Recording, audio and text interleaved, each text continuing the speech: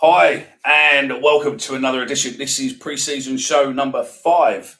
And this is going to be just a pre-season ramble, really, talking about Friday's game against Colchester and looking ahead to Wednesday's international friendly with Huskies' Swedish team.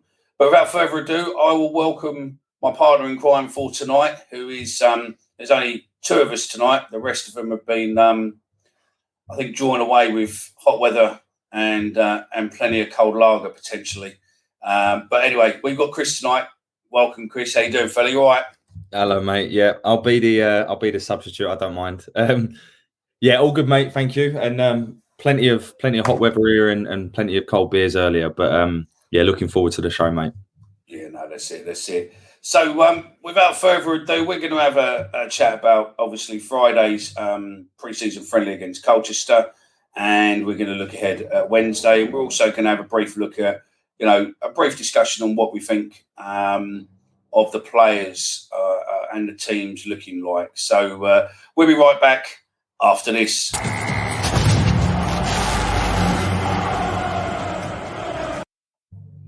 Welcome back. So then, Chris, you didn't obviously go to Dartford, but you saw the game against Colchester. We all watched it on the stream. It'd be interesting to hear your thoughts from seeing the team. Obviously, is that the first? Did you watch the Crystal Palace game? Yeah, you did. Yeah. So I mean, it was your first. I mean, that was sort of, I don't know, more of a training game than a pre-season game. But what's your views on the game with Colchester on Friday? Yeah, I mean, I thought it was what it was. It was a pre-season game. I thought we did look a bit legging lethargic, which Gary came out after and said the amount of intensive training that the team have been doing. So that kind of made me feel a little bit better, the fact how lethargic we looked. There were some good things. I'll come on to those in a moment. We didn't create many chances, I didn't think. And I do still think we're a little bit short up top. Obviously, Bradshaw was injured. Bennett obviously went off, and we'll come on to those a little bit later. But I still think we're lacking a few options in the final third. Bury, for me, has got something unbelievable in his locker, and on his day, he's a £10 million player. But he still goes missing a lot of the time, and obviously come out in an interview in the week with Richard Cowley and said that he's basically looking to stake his claim. So we'll see what happens there. But for me, the positives in the game, I thought Billy Mitchell had a good first half. He kept things ticking over really nicely. Which will upset a lot of haters on online. It will. And I'm not saying he had a worldie, because he didn't, but he did what Billy Mitchell does, and he was always there to receive the ball. He kept things ticking over. His fitness levels, if they've, he looked a lot fitter than a lot of our players. Let's leave it like that. Yeah, I think the thing with Billy is, what you get is that Billy might not be the best tactical player on the pitch or the best ability player on the pitch, but what you do get out of him is 100% effort. He will try his best, whether or not that's always what a lot of people want out of him or not. But he is always dependable. In the first half, he showed that.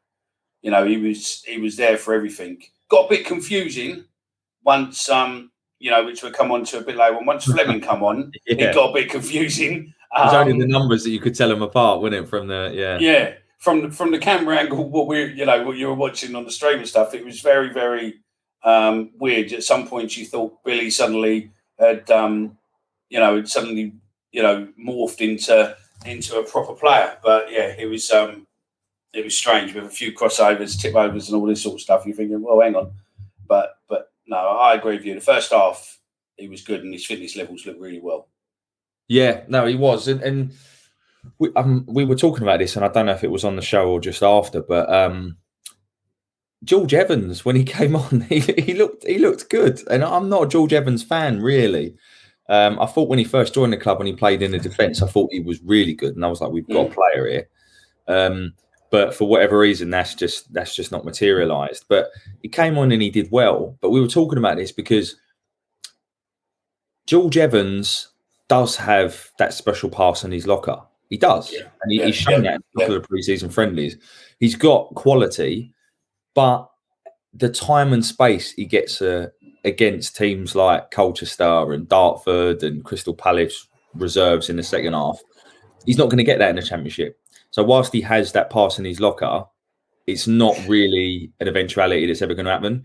So I think we need to take that into consideration. But look, he's done himself no harm, and I think whether that is coincidence or whether he's trying to play to get involved in the squad in next season, I don't know. Obviously, there's lots of rumours about the likes of Jamie Shackleton coming in as well, which has been going on for weeks now. So I think if it doesn't happen in the next couple of days, it ain't going to happen for whatever reason. I think it's going to happen. I don't know what's going on at the minute, but I think it's going to happen. And there's loads of rumours going around that potentially there's a clause for a permanent and this, that and the other, and I don't know. But he needs first team football. He needs regular football. And I think, he'll definitely get that with us. And it'd be great for him to play with Caswell, yeah. Cresswell, that's it. And I think it'd be great for them two to play together. But again, I think it will go over. I mean, wherever you look, there's people talking that potentially, between 1 and 3 new signings we're going to get, whether or not they materialise or not, I don't know. There's another new one where we were DM from, I've got no idea who the account is, but telling us that Max Meyer. Max Meyer is potentially coming. I've got no idea if there's any truth in that at all. But that's the trouble with transfer season. There is so many, questionable rumours that you might as well not believe them all until they go. Unless you can get them verified by, at least a couple of half-decent sources close to the club, then there's no point even thinking about them. But it was on the group where we were talking, by the way, about Evans, because Omar put, but is he good only because we're playing against crap opposition? I thought I'd put him in, even though he's not him. I thought I'd put his quote into the show just for the hell of it. So, yeah. And he's right. Omar's right. I mean, and this is the thing. We can't. Yeah, all right. Maybe he's not right. we can't. At the same time, we can't get overexcited by some of the good performances in pre-season, because if we're saying on one hand, you can't be saying that Evans is, you can't justify his good performances because it's pre-season and it's rubbish teams, then you can't say the same for players that maybe aren't performing how we like. Who's not performing how you'd like them at the moment? In the 2-3 games we've had pre-season, who would you say hasn't really stepped up from last season and or have dropped since last season then? Malone is one that stands out for me. He looks like he's lost a bit of pace, doesn't he? He does, and that's it. He looks. And if you're listening to this, Malone, there's no disrespect to you, but you just, I don't know.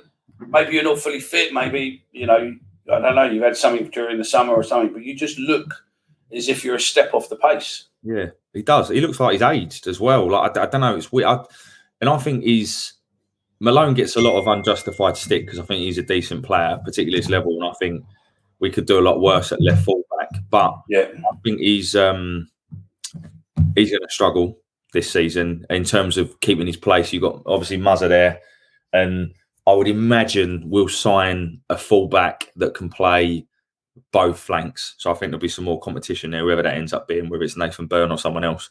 Another rumour thrown in there. Another rumour thrown in. Yep, you're welcome, viewers. But no, I think he's looked a bit off. I think that obviously, Bradshaw's played half a game or whatever. I've not really seen enough of Bradshaw. But he looked good at Dartford. It was all right at Dartford. Didn't bag a goal. Whereas obviously Benick had. To be fair, Afobe didn't either. But he got one. But he looked, he looked keen. He was running around. So yeah. And I know Cooper scored the winning goal, if you like, against Colchester, but he did some really stupid things. I thought, like, the ball would come over the top, and he'd have plenty of time, and whether to bring it down or to, even to put it into touch, but he'd just launch it back to him, and I'm like, this is a League Two team, and the thing is with Cooper, you've got that, and I kind of want to see particularly this season, Cooper step up and be more of a leader, because obviously he's like vice captain or whatever now with Piercy gone. I just want to see him. It doesn't have to be vocal because Hutch isn't, but in his demeanour, in his performances, I just want to see a little bit more leadership from him, Cooper. I think he's a great player, and I think if he stays with us for another 2, 3, 4 years, obviously we've had the Legends show, but by then he'd have played over 300 games for us, and who knows? But I would like to see a little bit more leadership from him. So he's another one. On the flip side, it was a silly tackle as well.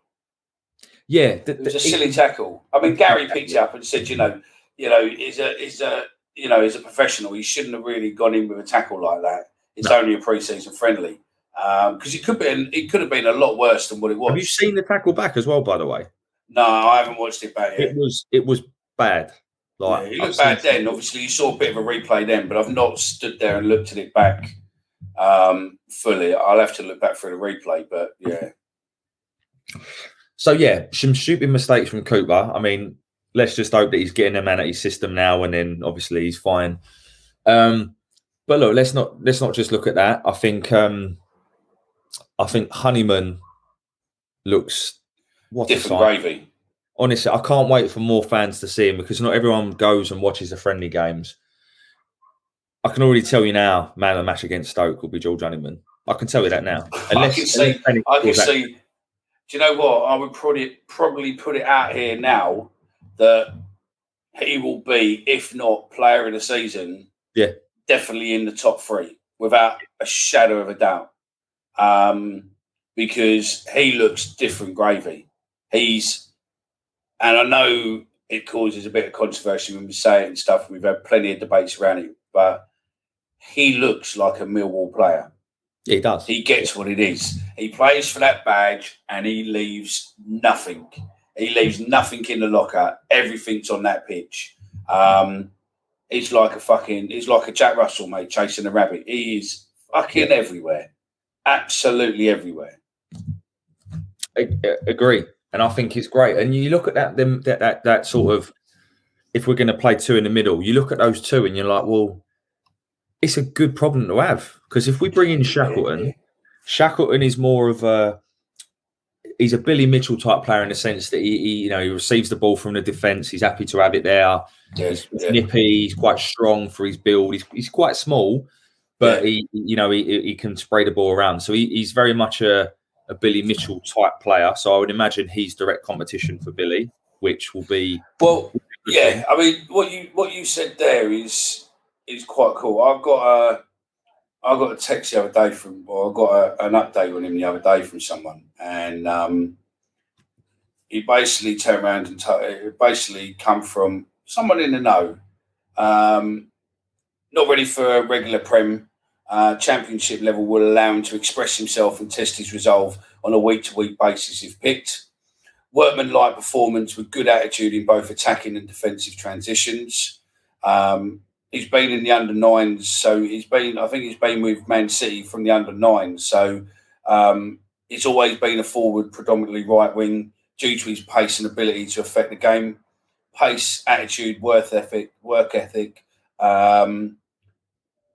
Keeps going in adversity. He's fucking on. He sounds like a cracking player. Do you know what I mean? And I think if we can get him, then I think we've got some class players in that team, and I think it shows what Gary is potentially trying to achieve this season. Are we definitely, are we going for the Prem this season? Maybe, but are we going for the Prem within the next 2 seasons? Yeah, I think definitely. I think there's definitely a shout there for that. Yeah, I agree. I'm not sure how I feel about being Leeds feeder team. Look, I don't either. Because let's be honest, right? Cresswell is another positive to come out of the pre-season games. I thought he's got better every game I've seen him. Palace, he had some good bits. He had some not so good bits. But I thought he was probably just about man of the match against Colchester for me. I thought he was very composed.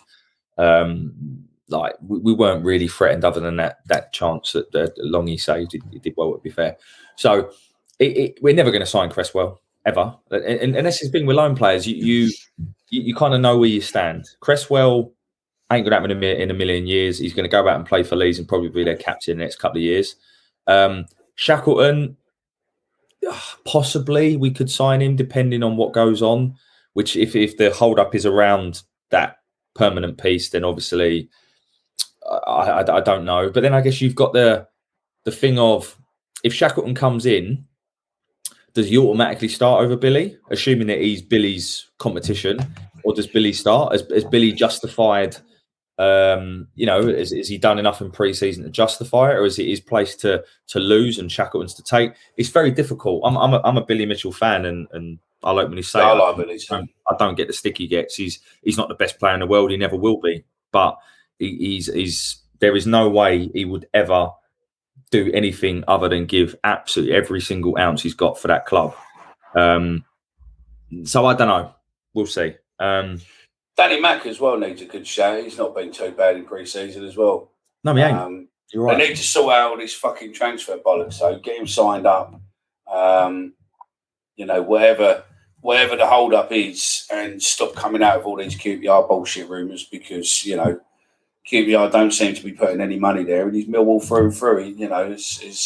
As far as I'm hearing through sources close to Danny, he ain't fucking looking to go anywhere. So, all these QPR rumours do is just try to put pressure on Millwall and also try and turn the fan base possibly. But, Danny's Millwall through and through. Don't forget that it comes from Millwall family. So, for him to go to QPR. Right, by the way. Yeah. He started off Chelsea, he plays Millwall. He's Millwall family, Yeah, fair enough. I mean, I don't get it. I mean, it's just, especially for the money being tatted around. If QPR were in the Premier League and offered us 10 million, then fair enough. But they're not. They're not in a position to offer anywhere near that amount. No, and they're not. They're a rival, and I wouldn't say their chances are any better than ours. I think for the first time in quite a long time, I would fancy us over them this season. So I don't get it. What I would say though is Danny Mack has had a good pre-season, but I also want to shout out to someone because he doesn't get. I don't think anyone would ever shout him out. He's Ryan Leonard. I think he's not had a bad pre-season at all. I think you're right. But he was a good player last year, apart from the injury. He's a player who can get the ball and run at players. And he can, he's got some skill in his locker. He's a good lad. He's a good player. But we've sort of forgotten about him because he was injured a lot last season. Yeah. So we've sort of forgotten actually what Ryan Leonard can bring to the team. And it looks as if Gary's trying to create competition within the team this season, that we've got enough players in there rather than being, a small team like we were before. He seems to be looking at, having at least two players on each position or something. So there is a bit of competition there. But Leonard's definitely going to keep his place, I think, for now. I mean, it'd be interesting because I know that, well, I say no, I think, don't know anything. I think Rowett is a big fan of Leonard. And all the pre-season games when Leonard's played, he's either played, I think he's played right centre-back, as in the right of the three, or he's played right wing-back. He's not played in the midfield once, which is technically his position. So that maybe tells you where Rowett sees him playing. But I think other than based on Malone looking a bit off, I think other than left wing-back, because you obviously got Muzza and obviously BT, I like your name. But again, very good against Dartford, man of the match. But let's not be too hasty on the young lad, not too much pressure on his shoulders. I think the young lad's cracking. He is. But he's not there yet. No, and this is it. He needs to go on loan to a League Two, League One team, whatever, and then we'll talk about it. Let's not put too much pressure on this kid's shoulders. But I think the kid's got something about him, and if we do bring him in and try to develop him through the first team, then crack him. But again, I agree with you. I think, and let us know in the comments if you agree with us that I think possibly maybe a League One, League Two, but definitely a League One, I would say possibly team to try and get him some game time and let him get that confidence up. But like I said the other day, I liked that the players, the proven professionals within the team were giving the ball back to him. So every time they lost the ball and we won it back, they were giving the ball back to him, which was, again, just building up their confidence and just saying, listen, we all make mistakes. Here you go, have another go. And when they had that other go, they had something about them straight in. That's how Bury scored that goal, wasn't he? He got the ball taken off him. He got the ball back to him. And then he turned the player. And fuck me, that was a shot and a half. Yeah. No, I agree. And I think I almost feel like, as I say, other than maybe one of the fullbacks, I feel like we've got enough depth in those areas. I do think we still need an attacking option or two. I agree with you. But is and we haven't mentioned him yet, is Fleming that attacking option? Are we going to use him with a Phobie or Bradshaw or are we going to use him to sit behind and sort of be that attacking threat what we need? Because, again, he looks good. Yeah. And I imagine those three you just mentioned will be the three that will start against Stoke. The challenge is the depth after that. So, massive Mason Bennett fan. I also want to say that he's come back looking very fit. I think he looks like he's in good shape, and he's, other than obviously the injury that he's just had, but he's looking, I think Gary pointed out to it as well, like he's come back looking hungry and he wants to be that main man. And let's be honest, if he was fit every game of the season and played as well as he could, he's probably our best player. I think he is, and some fans might not agree with that, and obviously get your thoughts on it. But when he's on song, he's very, very, very good. Unfortunately, that doesn't happen often enough. But after that, you've got Tyler Bury, who is more inconsistent than Mason, and that's about it really in forward areas. And that's the thing that concerns me. I think we need a little bit more. I mean, Nani as well. Is Nani going to be put out, or are they going to try and bring him into the team with an attacking threat? Because he looks good when he plays. Yeah, he does. Is it Nani? Yeah, it was Nani, or was it Nana Boateng? Yeah. He does. Because he come on at Colchester, didn't he? Whether he's ready for it again, I would love to be in a position where we can say, right, well, we've got some really good youngsters. We've got Boateng. We've got Olafe. Is it Olafe? Olafe. Sorry, I've not even mentioned Olafe. I'll come on to him in a minute. We've got Topoloj, who we just talked about. And we've got the likes of Alex Mitchell and Hayden Muller, who, would be nice for them to get like a League One regular sort of regular time down there and see what happens. But I still think we need one or two more up top. I really do. I think we need to have a little bit more competition for places in those areas. End of the day, Jeb Wallace scored and assisted, what was it, 17 goals last season between the two. Year before that, I think it was 20 odd, because he was double figures for both. Yeah. A lot of goals you've got to replace. And I'm not saying that Fleming can't do that. Coming on to Fleming, I think he's shown flashes of brilliance in the friendlies, but other times he's gone missing. And I think, listen, I'm not, we need to be patient with him. He needs to settle in. He's only 23. You can clearly see there's a lot of talent there.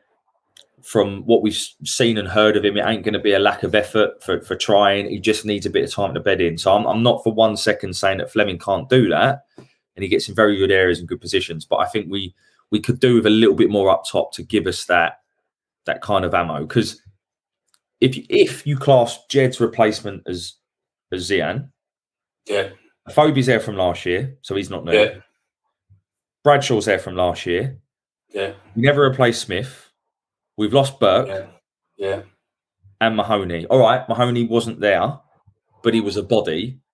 We've actually got less than last year. When you, I'm being a bit, but when you look at it on a wider picture, you've probably got more players what can potentially score now than you did last year. I mean, but then again, I don't know. I mean, I suppose Ballard's replacement would be Creswell. Yeah. He can score. So, but then again, Ballard could to a degree, but that's pretty much light for light. I suppose Fleming and Honeyman can score. Honeyman is Honeyman's the one for me that's like extra to last year. I think he's going to be a real threat. I mean, the whole guys that I've been speaking to have been telling me how good a player he was and how gutted they are to get rid of him, and how fantastic a player he is for them and all of this sort of stuff. Yet, he's played we've seen him in 2, maybe 3 friendlies. I think he played at Palace, didn't he, as well? But he just looks different gravy. He looks as if he's got, I don't know, his enthusiasm, his commitment on the pitch. He just looks a fucking solid player. And a player, I think that if he's sitting there going, I want to play in the Premiership, and if he can get other players thinking the same, then you know what?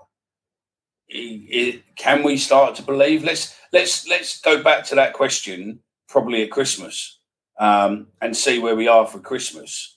But we need to start better than we normally do, though, Mickey. This is the problem with us. 100%. We never start well. We never start well. No, but are you excited about the start of the season this year with a couple of points? I like the way the pre-season seems to have worked out this year. We don't seem to be playing shit teams. We seem to be playing teams who've brought it to us to a degree. They're not walkovers, but if we're being trained hard, like Gary says, in between these games too, to a degree that we went out to play Colchester. We knew they were going to bring it to us, but he ran them rugged the day before, so they were leggy going into the game. Got a little bit fiery in the game and all, didn't it? I think it did, yeah, proper. Tyler had a little bit of which was interesting. No, I agree. I think you don't know what goes on behind closed doors, obviously. So we're here listening to Gary saying, "I'm putting them through their paces." It's grueling in training, and then obviously you got this on top. And if that's the case, pre-season does not matter about results at all. To some degree, it almost don't matter about performances. It's about getting the fitness, the minutes, and the match sharpness. And so far so good. I think. But then, so I'm obviously Stoke being our first game. I've been sort of looking into some of what their fans are saying, and their fans they think they're going to get pasted. I don't know. Awful in pre-season according to their fans. They had a game the other day. I forget who they played, but they didn't have a shot on target the whole game in pre-season. But they'll just come down and put performance out like nothing else. So I mean, look, I am excited. I am optimistic, but I've been a Millwall fan long enough to not let that get to me. I just hope. Do you know what? I really hope the first game of the season is a proper full house. It's a big Stoke, decent club, big game, lots of optimism. Hopefully, a couple of more faces in.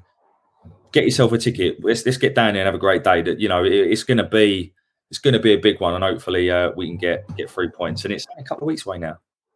No, that's it. There is a podcast from the late kickoff where they talk to Gary about his playing career and his managerial career and all that. And he does speak quite a bit on there about his time at Millwall, and it's worth a listen. I'll stick the link in the description of the show, and I'll stick a post out on Twitter. So have a listen to it and see what you want. I'm not going to go into details with it, but it's not a bad listen. I'd love to, unfortunately, I don't think it will happen, but I'd love to get Gary on here at some point, just to have a discussion with him, because it'd be interesting to try and figure out, bits and pieces of how his mindset works. Because we've seen the coaching videos and we've seen what he teaches is what he wants. Yeah. But it'd be interesting to see how that works into there. But, one day we'll get it, probably when he leaves. But, one day, because, it's logistical. It must be a nightmare. There's so many fan channels out there that if you give it to one, you're going to give it to everyone, ain't you? And that's not logistic. Yeah. That's not logistical at all. So I totally understand that our chances of ever getting him are slim to none. But, at the end of the day, you don't ask, you don't get, I suppose. But, yeah. True. We'll start bringing this to an end. But I just think that this is probably the first pre-season coming into a new season for probably 3 or 4 years where it's been exciting. We've had quite good games. The atmosphere, the spirit around the team, social media, conversations you're having online with people, etc., seem to be excited. People seem to be excited going into this new season rather than doom and gloom. You know, yeah. I'm looking forward to seeing Honeyman. I'm looking forward to seeing what Fleming's got about him. I've got an interview coming up hopefully this week with a guy who knows all about Fleming. So hopefully we can get that this week. Who knows all about Fleming, and it'll be great. So yeah, we're definitely see where we go on that one. But hey ho, it is what it is. We've got an interview we're doing tomorrow, which will go out probably later in the week or potentially next week, with a ex-Premier League football scout, which will be interesting, talking about youth setup and how the compensation scheme works, and how Scotland gets away with it and stuff. So yeah, we've got some interesting shows. We've got a show lined up for not until the international, which will be you and Omar doing Who Are You? That'll be on the international break. That will be played probably in September, so it's a little while away. But if you're waiting for that one, that's when that will be aired. And yeah, it's just I think it's getting exciting for us as well. We've got plenty of things being planned for the fans this year. We've started testing a live blog, which seems to have really gone down well. So yeah, I think it's okay. I think normally it would have just been no show today, because it would have normally probably been me, and you wouldn't want to listen to me talking bollocks for 25 minutes or an hour. But we've got quite a good team now of where we can interact and get on. And you weren't in last week, so you had to come in this week, so you couldn't say no. Yeah, well, I promised. I said, I've paid my dues. No, instead of just listening to Micky chat rubbish, you got the two of us talking rubbish for half hour. But no, it's been good, mate. One question, I almost want to kind of leave this to opinion. I don't know if we do a poll on it or something, but Alafe, based on what we've seen of him, which is what, two games really, like obviously with the Bromley and Dartford game kind of being splitting half behind closed doors. What do people think? Would you keep him around? Would you keep him but loan him out again, maybe to a League One team? Or would you get rid? I'd love to hear people's thoughts on Alafe, because he's one of those players for me that I really want him to do well. I don't know what it is. He looks like he's really honest, hard-working lad, and I kind of want him to do well. He's gone out, he's plied his trade at Sutton, done well there. He's quite well loved. But at the same time, from what I've seen, I don't know if he's got enough about him at the moment to be ready for Championship. But he's not getting any younger. So it's like, what do you do? But I'd love to get other people's opinion on Alafe, and maybe that's, as I say, a poll or something we could put out. Maybe that's a good place to leave the ramble. If you agree with Chris and get involved, give us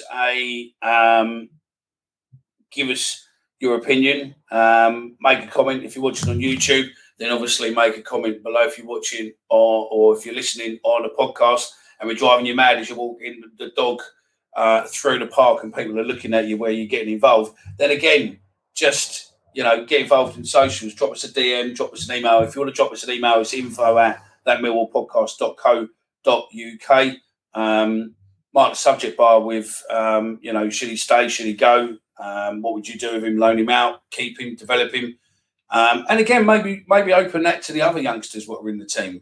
But look, if you ever want to put an agenda, what we discuss on the show, and put to a wider audience, again, drop us an email. It's really simple. On all our social media bios, you've got access to be able to either leave the show a voice message, or you can, and then we'll play your question out to the audience, or just drop us an email, text. Most people know my number.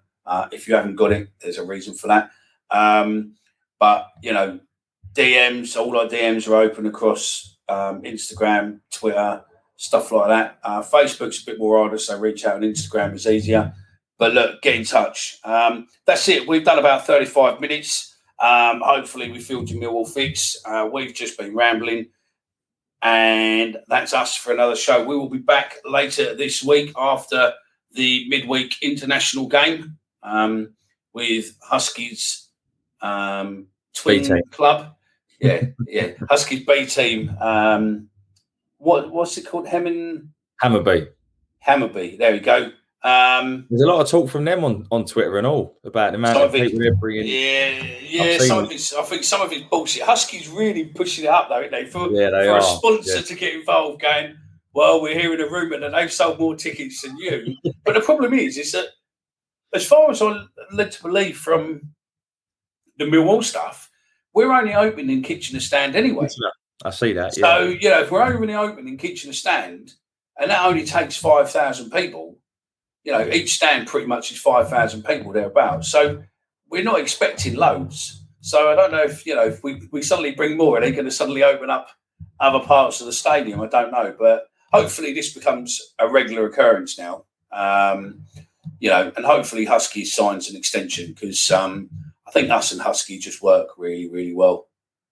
They get us, we get them, and we're part of their sporting team. So, it's great. And Husky, if you're listening, we'll have some of your hot chocolate if you want, or your cold chocolate, because it's the cold one's fucking lovely when it's freezing cold, especially in this hot weather. So, don't worry. I'm going to sound clip that and I'm going to send that to John, who is the main man for Husky UK. So, but hey ho, that's it for another show. Chris, anything you want to finish on?